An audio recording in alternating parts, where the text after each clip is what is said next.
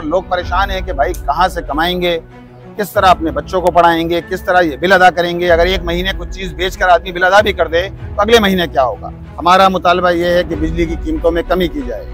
हमारा मुतालबा ये है कि बिजली की लोड शेडिंग खत्म की जाए। आप जागीरदारों पर, वडेरों पर टैक्स लगाइए।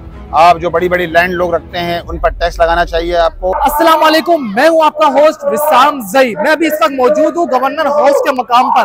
कराची में 2 रोज से जमात इस्लामी के तहत जो है धरना जारी है। धरना जो है IPP का जालिमाना और महंगाई और बिजली के खिलाफ हो रहा है। आए हम बात करते हैं कराची की मरकजी क़यादत से कि ये धरना कब तक के जारी रहेगा और अगर हुकूमत ने आपकी बात नहीं मानी तो आपका आगे लाए अमल क्या होगा। आए चलते हैं। अस्सलाम वालेकुम मुनम भाई, खैरियत से हैं आप? वालेकुम सलाम। अच्छा मुनम भाई, ये जो धरना है ये इस्लामाबाद से चलता हुआ आ रहा है जो गुज़िश्ता 10 दिनों से है। अब हम देख रहे हैं जो धरना है इस्लामाबाद की एक रिवायत करार होते हुए ये अब आ गया है कराची पे। इसके हवाले से आप क्या बोलेंगे? अब तक क्या आपके पास लोग आए हैं, क्या हुआ है क्या नहीं हुआ है, इसके हवाले से बताएं। बिस्मिल्लाहिर्रहमानिर्रहीम। अल्हम्दुलिल्लाह आज हमारे धरने का दूसरा दिन है और आप देख रहे हैं कि लोग जौक दर जौक जो है वो धरना गाह के अंदर तशरीफ़ ला रहे हैं। और ये धरना गाह हमारी जो है वो अल्हम्दुलिल्लाह कल से आबाद हो गई है। मुख्तलिफ़ सरगर्मियाँ भी जारी हैं और ये कनेक्शन है पिंडी के धरने का जो कराची में मुंतकिल हुआ है। वहाँ 10वां दिन है और यहाँ दूसरा दिन है। हम जिस मकसद के लिए धरना कर रहे हैं वो हमारे मुतालबात बिल्कुल सादा से मुतालबात हैं कि जिसको लेकर हम आवाम की आवाज़ बनकर खड़े हुए हैं। हमारा मुतालबा ये है कि बिजली की कीमतों में कमी की जाए। हमारा मुतालबा ये है कि बिजली की लोड शेडिंग ख़त्म की जाए। हमारा मुतालबा ये है कि IPPs के जो मुआहदे हैं उन पर नज़र षानी की जाए। हमारा मुतालबा ये है कि जो लोग जो सैलरीड क्लास है कि जिस पर जो ऑलरेडी टैक्स दे रही है आपने उन पर मज़ीद टैक्सों की भरमार कर दी है। अब ये मुमकिन नहीं है उनके लिए कि मज़ीद टैक्स दे सकें। एक ऐसी कैफियत के अंदर आपने उनको डाल दिया है। उन पे से टैक्स मिना करना चाहिए है, उनको रिलीफ देना चाहिए है। और इसके साथ साथ आप जागीरदारों पर, वडेरों पर टैक्स लगाइए। आप जो बड़ी बड़ी लैंड लोग रखते हैं उन पर टैक्स लगाना चाहिए आपको। और हुक्मरान और जो इक़्तिदार के अंदर लोग हैं उनको अपनी शाखर्चियाँ ख़त्म करना पड़ेंगी। देखें, बिजली फ्री है, आपको पेट्रोल फ्री है, आपकी 1300 CC से ज़्यादा की गाड़ियाँ चल रही हैं। आपको अपने शाहाना ठाट बाट कम करना पड़ेंगे। उसके नतीजे के अंदर आवाम को रिलीफ मिल सकता है। IPPs है क्या है? देखें, IPPs बुनियादी तौर पे इंडिपेंडेंट पावर प्रोड्यूसर से कहते हैं कि 1994 में हुकूमत ने दावत दी कि बिजली की कमी है, लिहाजा कुछ प्राइवेट इदारे अपने जो है वो यहाँ जो है वो प्लांट लगाएं। अब अफसोस के साथ ये कहना पड़ता है कि ये प्राइवेट प्रोड्यूसर से जो आपने हुकूमत ने उस वक्त की हुकूमत ने बेनज़ीर की हुकूमत के अंदर ये सिलसिला शुरू हुआ था। और बाद में उस वक्त तो नवाज शरीफ साहब मुखालफत कर रहे थे, लेकिन बाद में उन्होंने इसको कंटिन्यू किया। और जो मुआहदे किए वो मुआहदे इतने ख़तरनाक थे, इतने भयानक थे कि आपने वो मुआहदे डॉलर की बुनियाद, डॉलर बेस्ड मुआहदे हैं। अब जारी बात है डॉलर की कीमत अगर बढ़ रही है तो उसके नतीजे में कीमतें भी बढ़ रही हैं। यानी पाकिस्तान में रहकर एक आदमी डॉलर बेस्ड आपने एग्रीमेंट कर लिए जिसके नतीजे के अंदर लोग डॉलर बेस्ड, डॉलर को अगर रुपए में कन्वर्ट करें तो भारी भारी लोग बिल देने पर मजबूर बना दिया गया है लोगों को। जिसके नतीजे के अंदर सूरत हाल ये है कि खुदकुशियाँ हो रही हैं, जिसके नतीजे के अंदर भाई भाई को मार रहा है, जिसके नतीजे के अंदर लोग परेशान हैं कि भाई कहाँ से कमाएंगे, किस तरह अपने बच्चों को पढ़ाएंगे, किस तरह ये बिल अदा करेंगे। अगर एक महीने कुछ चीज़ बेचकर आदमी बिल अदा भी कर दे तो अगले महीने क्या होगा। अब जारी बात है ये सूरत हाल है।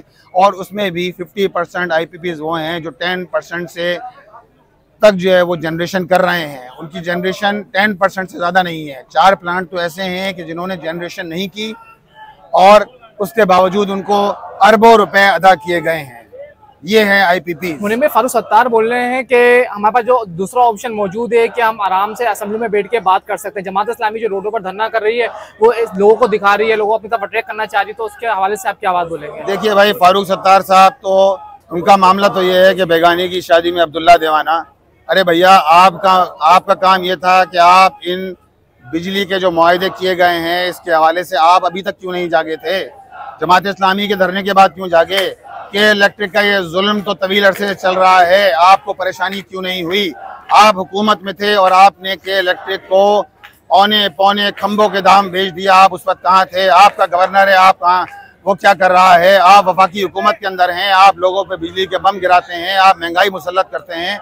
तो ये रोना छोड़िए, ये लिप सर्विसेज छोड़िए और लोगों को रिलीफ दें। अच्छा मुनम भाई, अभी गुज़िश्ता जो धरना हुआ 29 दिन का हुआ, तारीखी धरना था जिसमें जो फतह हासिल हुई जमात इस्लामी को, आपको क्या लगता है कि इस बार के जमात इस्लामी को फतह हासिल होगी? क्योंकि 10 दिन हो गए और पाकिस्तान की सतह पर वो धरना होने जा रहा है और हो रहा है, लेकिन अब तक की जो हुकूमत हरकत में नहीं आई, तो आप इसकी वजह से क्या देखिए, हुकूमत ने अपनी एक कमेटी बना दी है जो मुज़ाकराती कमेटी है, लेकिन ये बात मैं अर्ज़ करता चलूँ कि हुकूमत को संजीदगी का मुज़ाहरा करना पड़ेगा, वरना ये धरना जो पिंडी के अंदर, जिसका मरकज़ पिंडी है, ये धरना आज कराची में अल्हम्दुलिल्लाह हो रहा है, कल ये लाहौर में जाएगा, आगे पेशावर में जाएगा, फिर कोयटा में जाएगा, पूरे मुल्क के बड़े बड़े शहरों में फैल जाएगा और फिर यही धरनागाह हमारी सारी तवज्जो का, आवाम की तवज्जो का मरकज़ बन जाएगी और यहाँ से हमारी तहरीक आगे बढ़ेगी। हमारे पास ऑप्शंस बेशुमार हैं, हमारे पास हड़ताल का ऑप्शन है, हमारे पास शटर डाउन का ऑप्शन है, दीगर सारे ऑप्शन मौजूद हैं।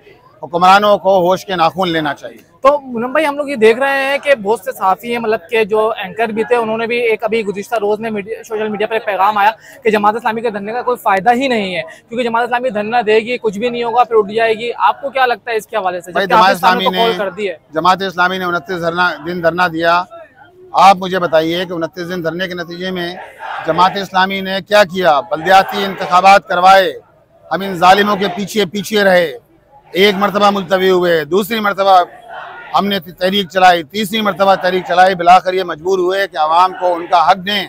बुनियादी जो बेसिक डेमोक्रेसी है, जो बुनियादी जमहूरियत है, जो ज़ैली सतह पर है, आवाम को उनका हक दें। मजबूर हुए कि वाटर एंड सीवरेज कॉरपोरेशन का चेयरमैन मेयर हो, सही है ना। तो हमारे इस धरने के नतीजे में कामयाबी हुई है और इंशाअल्लाह ताला ये धरना भी हुक्मरानों को घुटने टेकने पर मजबूर कर। आपको लगता है कि 14 अगस्त को मुल्क के पाकिस्तान की आज़ादी हुई थी, आपको लगता है आज से 10 दिन बाद जो 14 अगस्त को आना है, इस बार शहरियों को, आवाम को टैक्सों से निजात मिल जाएगा कि जमात इस्लामी फतह हासिल कर लेगी? देखिए, हम पुरुमीद हैं इंशाअल्लाह ताला फतह हक की होगी, फतह आवाम की होगी और जमात इस्लामी इंशाअल्लाह ताला इस पूरे मामले को आवाम के साथ मिलकर लीड करेगी। हमने ये देखा है कि अक्सर जो जमातियों के प्रोग्राम होते हैं, बड़े बड़े जो उनके मुजाहरे हो रहे होते हैं, उसमें लोगों को पैसे देके बुलाया हुआ होता है, लेकिन हम देख रहे हैं यहाँ पर जितने भी लोग जज्बे वाले हैं और बाकायदा आवाज़ भी आ रही है नारोबाजों की, तो आप इसके वजह से क्या बोलेंगे? ये जज्बा दिन ब दिन जो आगे बढ़ता जा रहा है, कम होता जाएगा या बढ़ता ही जाएगा? आप खुद देखें, कल के मुकाबले में आज हाजिरी ज़्यादा है। सही है, आज छुट्टी का दिन है,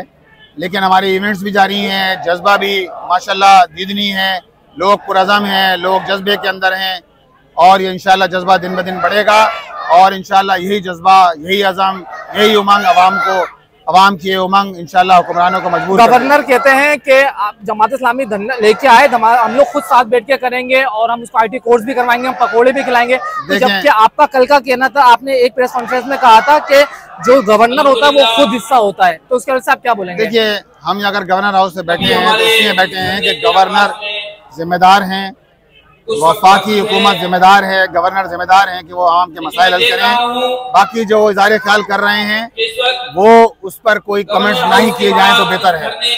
उनको जो संजीदगी का मुजाहरा करना चाहिए वो गैर संजीदगी का मुजाहरा कर रहे हैं। ये चाय, ये पानी, ये पकौड़े, ये चीजें, ये कोई चीज रिलेवेंट नहीं है इन चीजों से। असल मसला आवाम का मसला है, आवाम की परेशानी है, इसको हल होना चाहिए। हम देख रहे हैं कि सब शिजरकारी कर रहे हैं, MKM वाले हो गए, तमाम लोग हो गए, शिजरकारी में लगे हुए हैं, लेकिन IPP पर वाहिद हाफिज नईम और रहमान जो है बात करी और आज आप देख रहे हैं कि हजारों की तादाद में लोग मौजूद है। आपको क्या लगता है कि अभी क्या जरूरी है, इंपॉर्टेंस अभी किस चीज की है? देखिए, आप अगर जहाँ तक इसकी बात कर रहे हैं तो मैं आपको बताता चलूँ कि जमात इस्लामी धरना भी दे रही है। हमारे पास 9 टाउन है, 87 यूसियां हैं, हमारे सारे टाउन में इस वक्त शजरकारी भी जारी है। कोई ये न समझे कि हमने एक काम कर रहे हैं तो दूसरा काम हमने छोड़ दिया है, ये सारे काम बैक वक्त जारी हैं। शजरकारी भी हो रही है, आगे भी होगी और इंशाअल्लाह ये धरना भी आगे बढ़ेगा। Thank you.